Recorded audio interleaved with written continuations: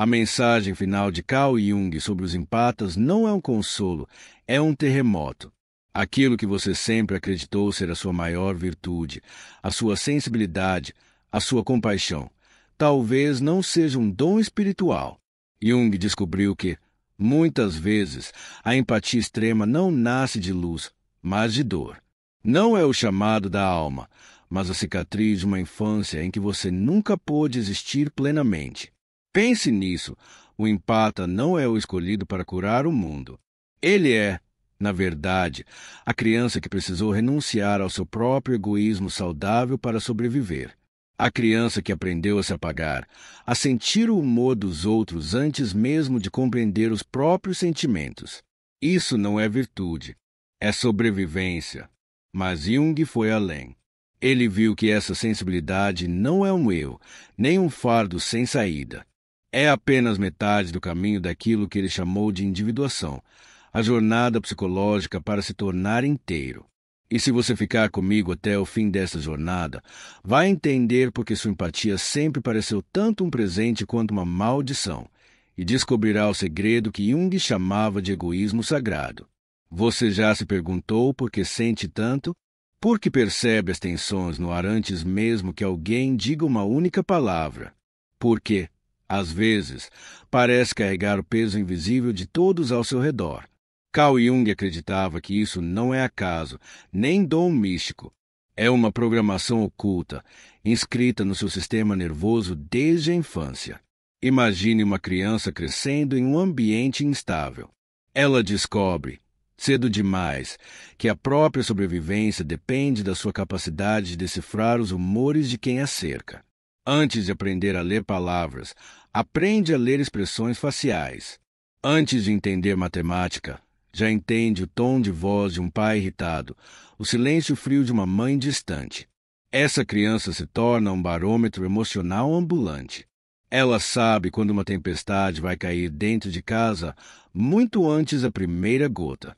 Sua pele arrepia com presságios que ninguém mais percebe. Jung chamava isso de adaptação prematura do ego, quando o eu da criança se molda rápido demais, não por maturidade, mas por necessidade. E esse é o segredo obscuro da empatia. Ela começa como hipervigilância emocional, uma estratégia inconsciente para sobreviver em um ambiente caótico. O problema: o cérebro dessa criança se reorganiza. Ele se torna como um sismógrafo programado para detectar cada tremor, cada microexpressão, cada variação de humor. Esse radar psicológico, útil para evitar conflitos, se cristaliza na vida adulta como aquilo que chamamos de empatia. Mas aqui está o ponto central que quase ninguém ousa dizer. O empata não sente mais porque é mais iluminado. Ele sente mais porque aprendeu que sentir era a única forma de se manter seguro. E o custo dessa adaptação é terrível.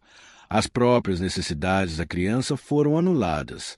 O egoísmo saudável, o direito natural de dizer não e existir por si mesmo, foi sacrificado. Amar os outros passou a ser uma questão de sobrevivência, e amar a si mesmo tornou-se perigoso. Na fase adulta, esse padrão continua. Você se torna especialista em detectar as dores alheias, mas um estrangeiro dentro de si mesmo. Vive a vida dos outros, mas não a sua. É como se tivesse desenvolvido uma antena gigantesca para captar cada emoção externa, enquanto sua própria voz interior permanece abafada. Jung via nisso não apenas uma tragédia, mas também um sinal de potência interrompida.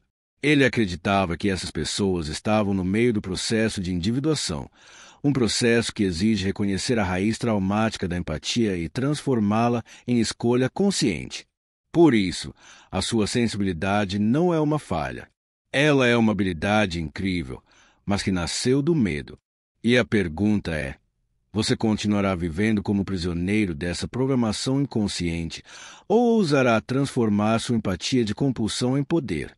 Se você já sentiu que lia uma sala inteira antes mesmo de compreender a si mesmo, comente abaixo. Eu li as emoções antes das palavras. Esse é o primeiro passo para arrancar o véu. Existe uma parte de você que sempre foi proibida de existir. Não estou falando de crueldade ou maldade deliberada, mas de algo muito mais simples e muito mais perigoso para a criança que você foi: o direito de se colocar em primeiro lugar. Carl Jung chamava isso de formação da sombra pelo condicionamento moral. Tudo aquilo que foi considerado errado, egoísta ou inaceitável na sua infância, você empurrou para as profundezas do inconsciente. Ali ficaram escondidos seus impulsos mais humanos: a raiva, o desejo de dizer não, a necessidade de descanso, a vontade de ser respeitado, o simples ato de ter necessidade sem pedir desculpas por elas. Você foi ensinado a acreditar que tudo isso era perigoso, que expressar sua raiva destruiria relacionamentos, que estabelecer limites faria com que deixassem de amar você, que se colocar em primeiro lugar era egoísmo imperdoável. Assim, sua sombra foi moldada não por vícios, mas pelas partes mais autênticas de si. Jung descobriu algo revolucionário: esses impulsos não são patológicos. Eles são as peças que faltam de uma personalidade inteira. A sombra não é um monstro escondido. É o depósito secreto de tudo aquilo que poderia ter lhe dado força, mas se você aprendeu a reprimir para ser aceito. E aqui nasce o paradoxo do empata. A mesma sensibilidade que o torna profundamente conectado com os outros também o torna profundamente desconectado de si. Quanto mais você sente a dor alheia, mais se distancia da sua própria verdade.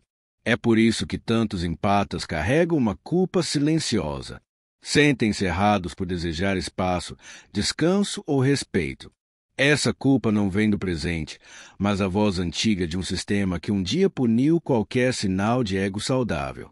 Na escuridão da sua sombra, não estão pecados, mas as chaves para sua libertação.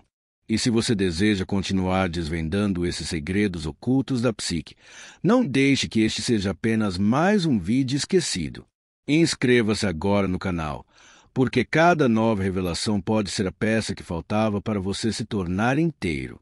O empata que nunca aprendeu a ser saudável em seu egoísmo se transforma, inevitavelmente, no que Carl Jung chamou de curador ferido. Alguém que doa, mas não a partir da plenitude, doa a partir do vazio. No início, isso parece virtude. Você se orgulha de ser aquele que sempre está presente, o ombro constante, a âncora que nunca falha. Mas, por trás desse papel, existe um preço silencioso: ressentimento. A cada sim que você oferece ao outro, existe um não escondido para si mesmo. A cada noite mal dormida, a cada fardo carregado, uma parte sua é sacrificada em nome da paz dos outros. Jung descreveu esse fenômeno através do princípio da compensação. Tudo aquilo que é exagerado se transforma em seu oposto. O que começa como compaixão infinita acaba, mais cedo ou mais tarde, em amargura. O que parece generosidade ilimitada desmorona em explosões de raiva. É por isso que tantos empatas relatam momentos em que, de repente, perdem o controle, como se toda a paciência acumulada se rompesse em segundos. Por quê? Como Jung observou, quem nunca disse não acaba explodindo. Esse é o paradoxo cruel.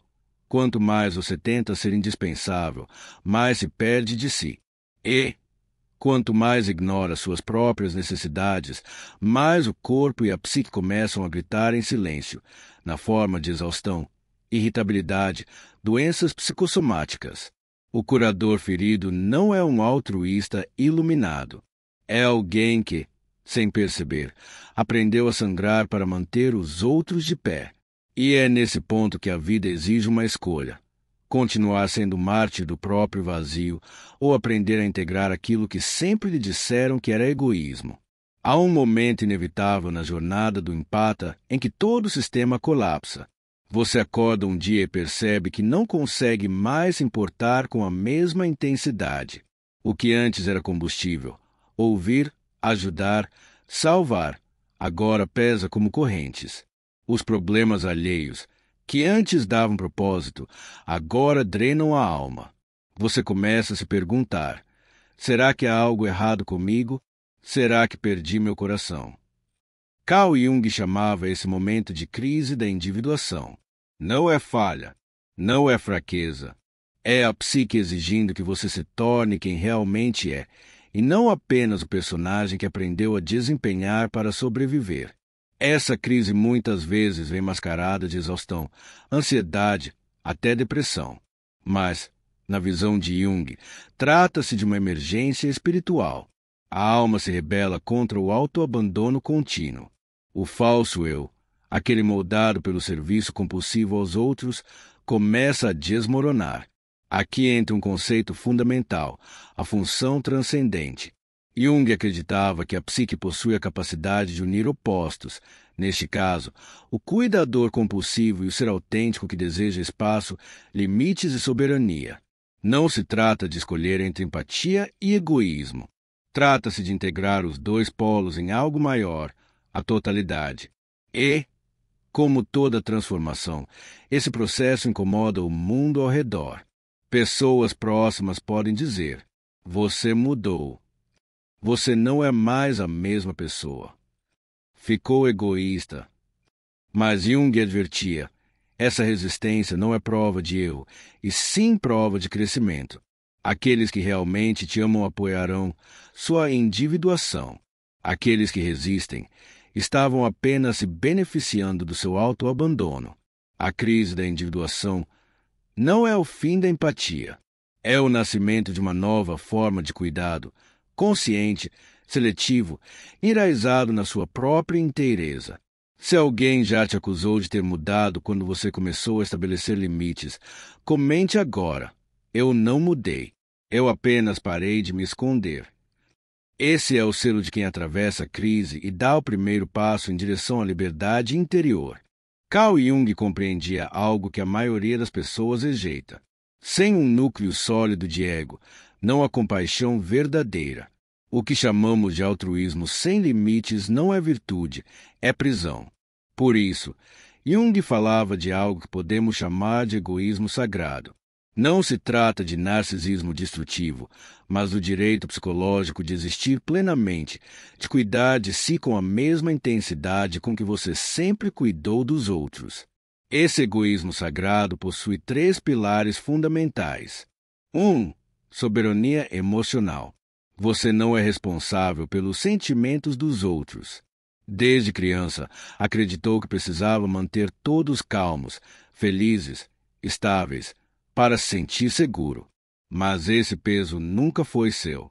Jung alertava: assumir a dor do outro impede que ele cresça, ao mesmo tempo, consome sua energia vital.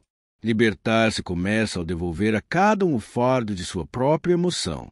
2. Consciência de limites. Um empata inconsciente não sabe onde termina e onde o outro começa. Ele absorve, mistura-se, apaga-se. O empata integrado, ao contrário, aprende a reconhecer o contorno da própria alma. Jung chamava isso de desenvolvimento do ego, a construção das fronteiras que tornam possível um relacionamento autêntico, onde 2 indivíduos se encontram como iguais. 3. Legitimidade das necessidades.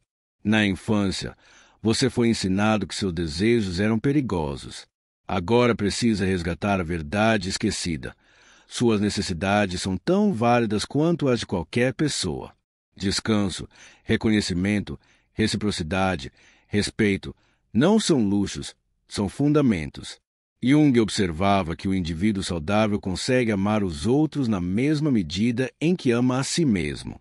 Quando esses 3 pilares se enraizam, a empatia deixa de ser compulsão e se transforma em escolha. Você não dá mais porque precisa, mas porque quer. Não oferece mais de um vazio dolorido, mas de uma abundância que transborda. Esse é o caminho para aquilo que Jung chamava de amor diferenciado: cuidar sem se anular, apoiar sem se dissolver, sentir sem desaparecer. Se essa mensagem ressoa em você, escreva nos comentários: eu dou do que transborda, não do vazio. Esse é o mantra dos que resgatam seu egoísmo sagrado. Quando você começa a praticar o egoísmo sagrado, algo inevitável acontece. Seus relacionamentos mudam. E essa mudança nem sempre é suave. Carl Jung observava que muitos empatas viviam em relações baseadas naquilo que ele chamava de identificação projetiva. Isso significa que as pessoas ao seu redor não se relacionavam com você como indivíduo, mas como função. Você era o cuidador, o ouvinte, o solucionador de problemas. Elas não enxergavam a sua totalidade, apenas o papel que lhes era útil. Quando você começa a dizer não, quando estabelece limites, quando escolhe se colocar em primeiro lugar, algo assustador acontece. Essas pessoas sentem como se um recurso vital lhes fosse retirado. É o que eu chamo de retirada da oferta emocional. O acesso ilimitado ao seu tempo e energia desaparece. Então surgem a raiva, a manipulação, as acusações. Quantas vezes você já ouviu frases como: "Você não é mais a mesma pessoa. Você está frio. Você ficou egoísta." Na verdade, o que mudou não foi você. Foi a dinâmica de poder. O que antes era alimentado pelo seu autoabandono agora exige reciprocidade. E nem todos estão dispostos a isso. Mas Jung também revelou algo extraordinário. Os relacionamentos que sobrevivem a essa transição se tornam mais profundos, autênticos e transformadores. Ele escreveu: "O encontro de duas personalidades é como o contato de duas substâncias químicas. Se houver alguma reação, ambos são transformados." Quando você pratica o egoísmo sagrado, descobre quem realmente está ao seu lado por amor e quem apenas se beneficiava do seu silêncio. Essa é a recalibração relacional. Alguns vínculos se dissolvem, outros renascem com uma força inédita. E no meio desse processo, surge uma verdade brutal, mas libertadora. Nem todos merecem acesso ilimitado à sua empatia. Se você já percebeu que estabelecer limites afastou algumas pessoas, mas atraiu outras mais verdadeiras, escreva nos comentários. Atraí meus iguais quando parei de aceitar menos.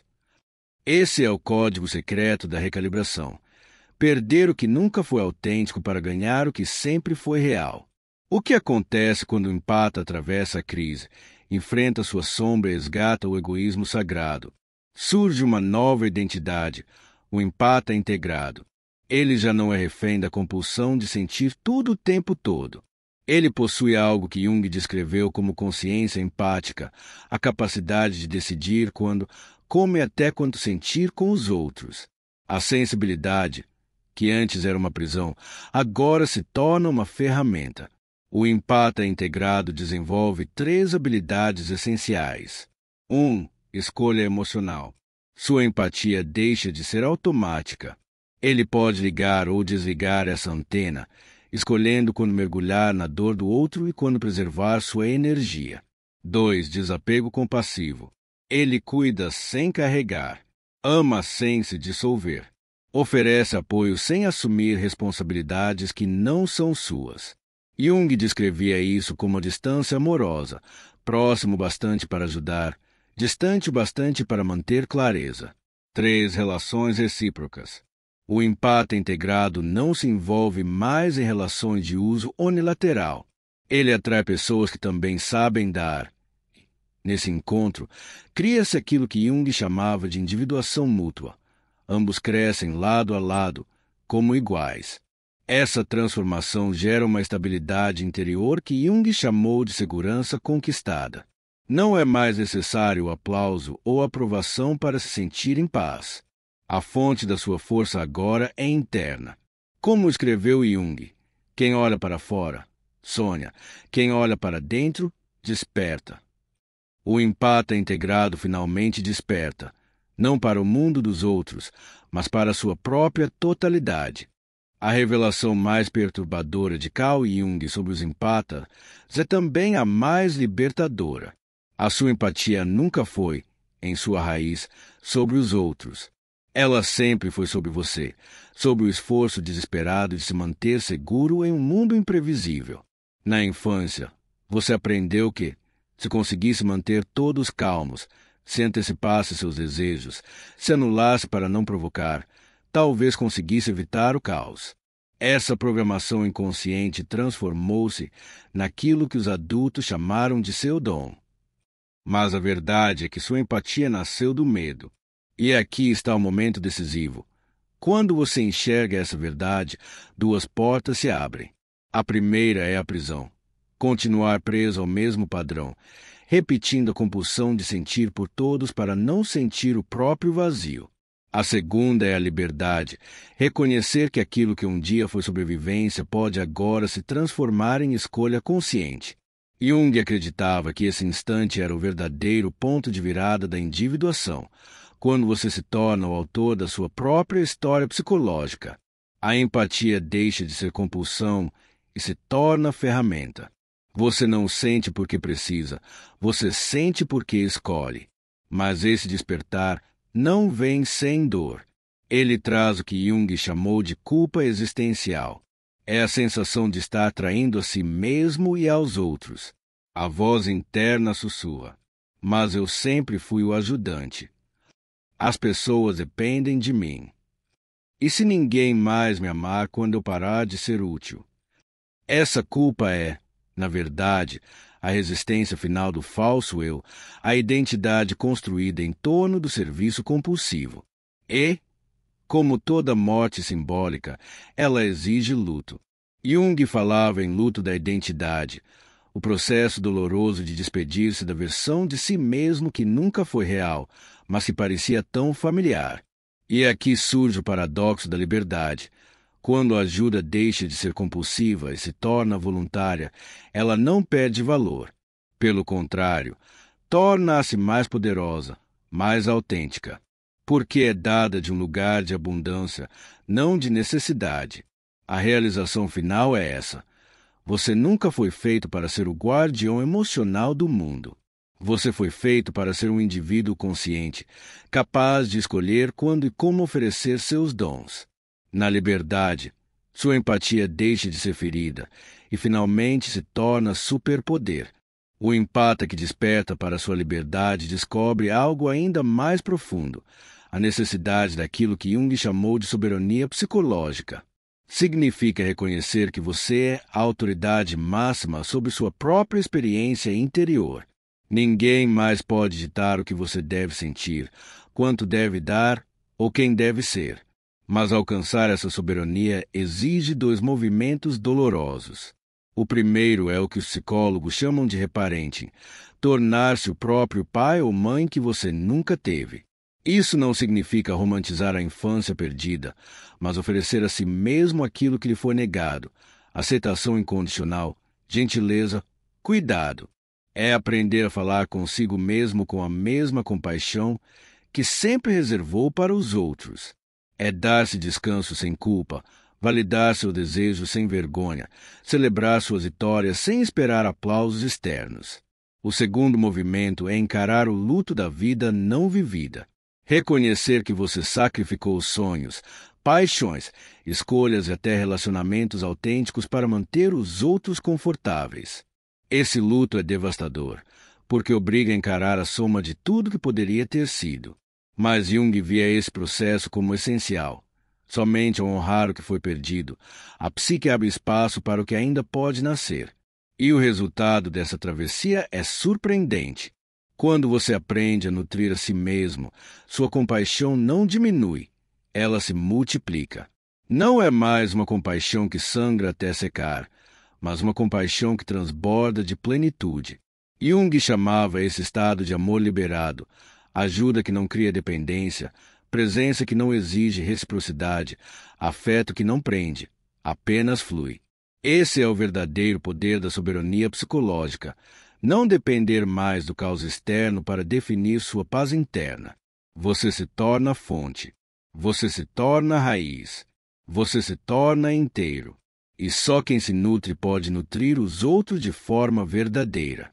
Mas existe um perigo sutil que Carl Jung chamou de tentação de regressão. Depois de conquistar sua liberdade, depois de erguer limites e começar a viver com autenticidade, você será testado. O mundo ao seu redor, acostumado com a sua versão submissa, tentará puxá-lo de volta. Isso acontece de formas quase imperceptíveis. Olhares de reprovação, comentários que insinuam frieza, acusações de egoísmo. São como correntes invisíveis tentando arrastá-lo de volta ao papel de cuidador compulsivo.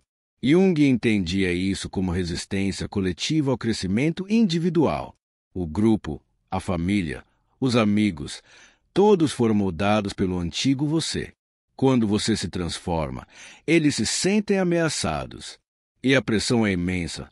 Voltar ao que era conhecido para não decepcionar, para não perder vínculos, para não ser chamado de duro demais.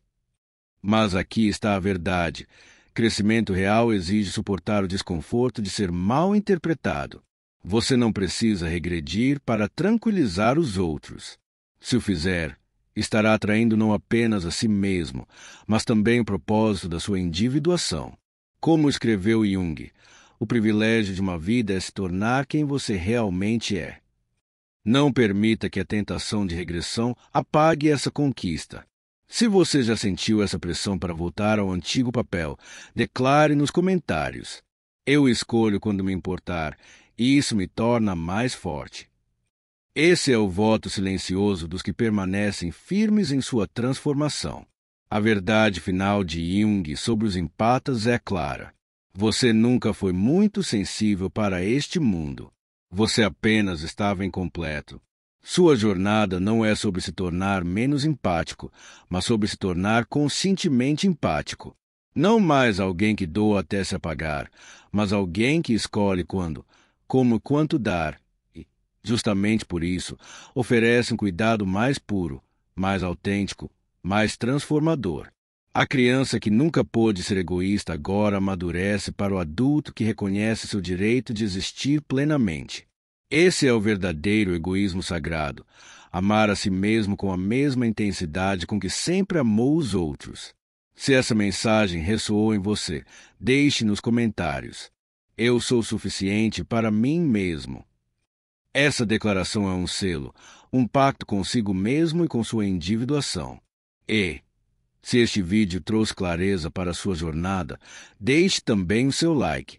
Ele não é apenas um gesto de apoio ao canal, mas um símbolo da sua decisão de seguir despertando. E não pare aqui.